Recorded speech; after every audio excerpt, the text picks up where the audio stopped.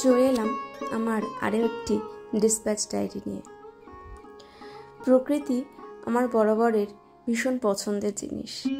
এখনও আমি সমস্ত ফুল বানিয়ে উঠতে পারিনি, তবে সমস্ত ফুলগুলির মধ্যে কাঠগোলাপ একটু বেশি প্রিয়। এই কাঠগোলাপ আর বিনার সেটটি আমি বানিয়েছিলাম এবছর সরস্বতী পুজোয়। এর পরের সেটটি আমার সেই কাঠগোলাপের হাঁসুলি, যেটি প্রচণ্ডভাবে তোমাদের কাছ থেকে ভালোবাসা পেয়েছে। এর পরের সেটটি আমার ক্লে ময়ূর। এখানে ময়ূরের যে টাসেলটা আমি করেছি সেটি কিন্তু একটু হাই কোয়ালিটির স্টোন আছে, সেই জন্য এই ময়ূর নেক পিসটির প্রাইস কিন্তু বেশি। তোমরা যদি কেউ চাও এই স্টোনের যে টাসেলটা সেটা কিন্তু অ্যাভয়েড করতে পারো। তোমরা চাইলে নর্মাল থ্রেডের যে টাসেল হয় সেটাও নিতে পারো।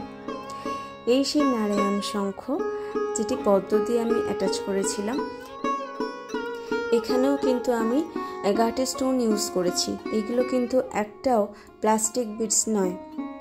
তোমরা যদি কেউ চাও অবশ্যই কিন্তু এই টাসেলগুলোকে চেঞ্জ করতে পারো। ঝিলে যখন ঝাঁপ দিলাম তখন মাছ পাবো না সেটা তো হয় না। এই সেই আমার মাছের হাঁসুলি, যেটাকে আমি পদ্ম দিয়ে একটু সাজিয়েছিলাম। ঝিলে যখন এলাম তখন আমার মেয়েকে আনবো না সেটা তো হয় না।